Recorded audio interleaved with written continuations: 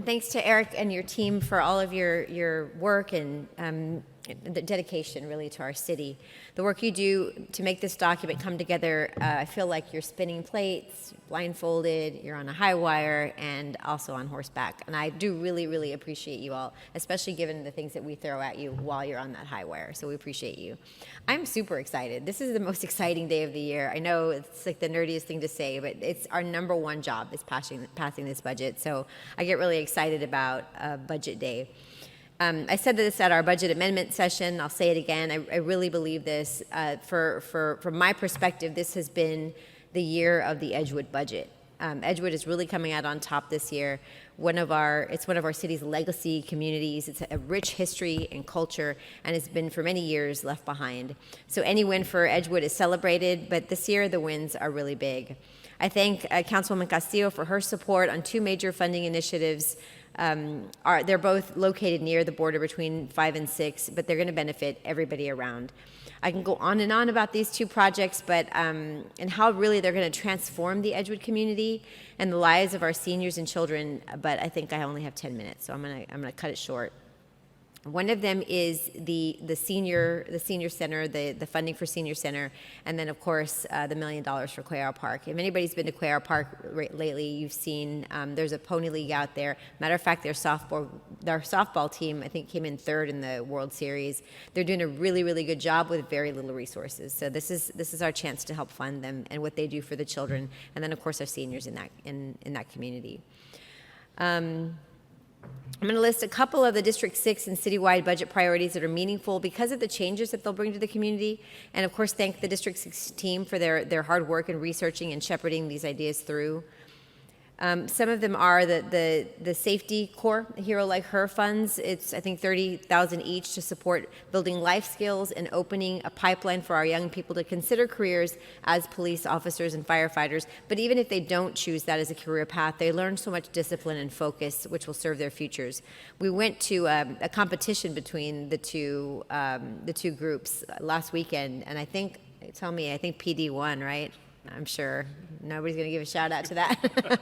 But they did an incredible job. The young people were climbing over things, jumping under things. It was really incredible to see that discipline that they learned.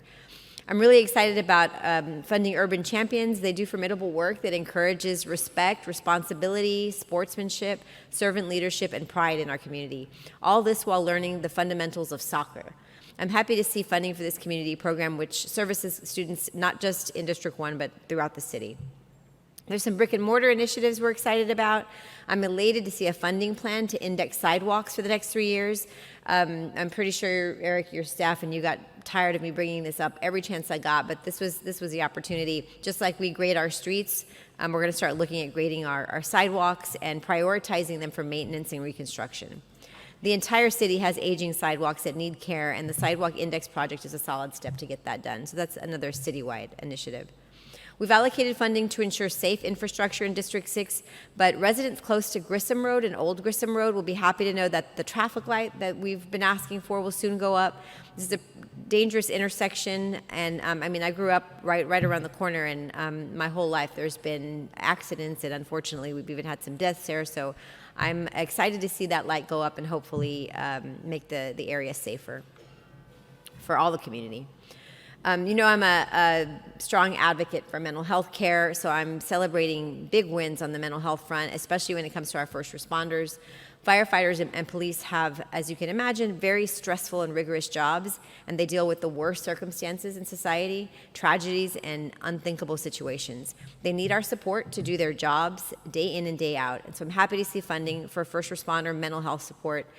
Expanding the SA core teams and especially expanding their hours, I believe can make a real difference to our San Antonians who need mental health assistance, especially in a crisis, as well as their families, it's sometimes called.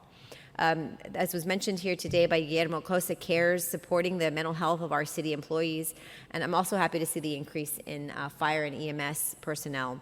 The budget call for an increase of about 117 police officers and 41 firefighters. This is one of the top priorities that we've seen at community meetings, surveys, daily conversations I've had with the people of San Antonio. Public safety is always on the top of their list, major concern, and this budget responds to that need.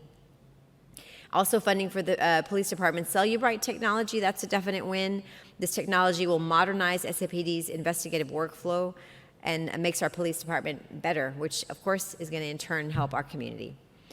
Another top community priority was more ACS officers, especially in the light of the recent dangerous dog attacks. This increase is urgent, and the sooner we can get the positions filled, the better. The funding also includes a veterinarian position, and I know it's difficult to fill those positions with the nationwide scarcity, but it's a good step towards keeping that a vet on staff. The Enhanced Spay and Neuter Initiative, which was funded in this budget, is a huge win, as is the storefront, which technically serves 4 districts, but really the long-term impact to all our community is great. Every animal spayed or neutered is that many less strays or neglected animals in our community. I've said many times I think the best response to the city's stray dog problem is an aggressive spay and neuter program, and as well as education, which we're working on as well. So I'm glad to see we're taking the challenge seriously. Another serious challenge is regarding women's health. The challenge is that there's no doubt that we need to address women's health, but doing so can become such a heated argument, and I think that serves no one. I'm happy to see funds go toward women's health, and I strongly support the funding of the Reproductive Justice Rights Fund, and thank District 6 constituent Ariana for her advocacy. I also support any program or initiative that helps our residents with special needs. Y'all know I'm a disability attorney, and I defend the rights of the special needs community in my practice. That's why I give my full and strong support for the full funding of Morgan's Wonderland.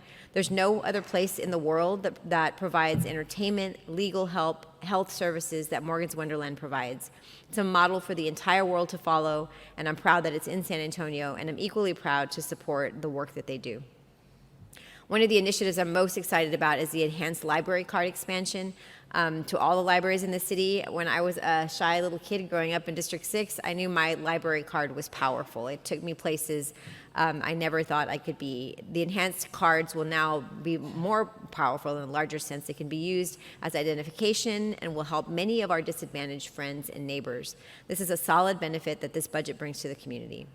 There's many ways to describe what we're doing today as we approve the city's budget. You'll hear it called a blueprint, a way forward, a vision.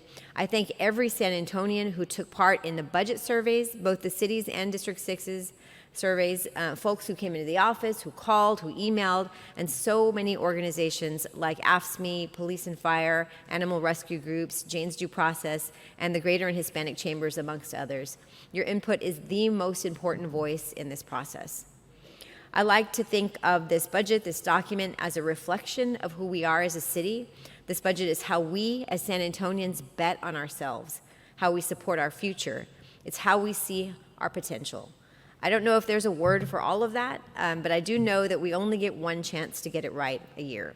This is that time to challenge ourselves, to innovate while meeting our city's basic needs.